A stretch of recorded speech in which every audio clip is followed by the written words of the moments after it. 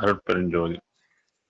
வள்ளல் பெருமானின் தவத்தில் உதித்த அகவலே அருட்பெரும் ஜோதியாகும். தவத்தில் உதித்ததே அருட்பெருஞ்சோதியாகும். இதுவே ஆன்மாவின் அறிவின் வயங்கும் பிரகாசமாகும். இதுவே ஆன்மாவின் அறிவின் வயங்கும் பிரகாசமாகும். இதன் விளக்கம்: அகவலின் 4 முறை அருட்பெருஞ்சோதி என்று வருவது கடவுளின் பிரகாசம்.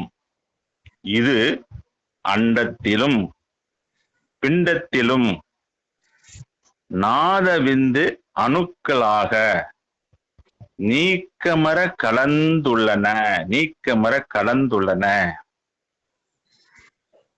இந்த அருட்பெருஞ்சோதி பிரகாச ஒளியை நமது ஆன்மாவில் பெறுவதற்கு அகவலில் அருட்சிவ நெறிசார் அருட்பெரும் நிலைவாழ் என்கிறார் பெருமானார்.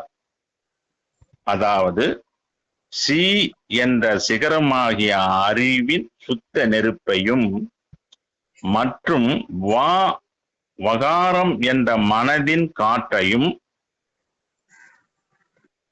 அருள் அறிவில் ஒன்று சேர்க்க வேண்டும்.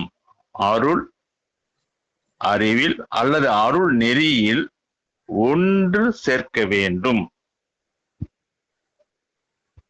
அப்பொழுது உயிர்களில் இறைவனை காட்டாது மறைக்கும் பாசம் என்ற 7 திரையின் இருள் அணுக்கள் ஜோதி நிலை பெறுவதற்கு ஆன்மாவில் வேதித்தல் நடைபெறும்.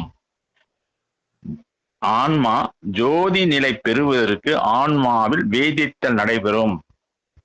இதைத்தான் அகவலில் சிவ நெறியாக பெருமானார் கூறுகின்றார்.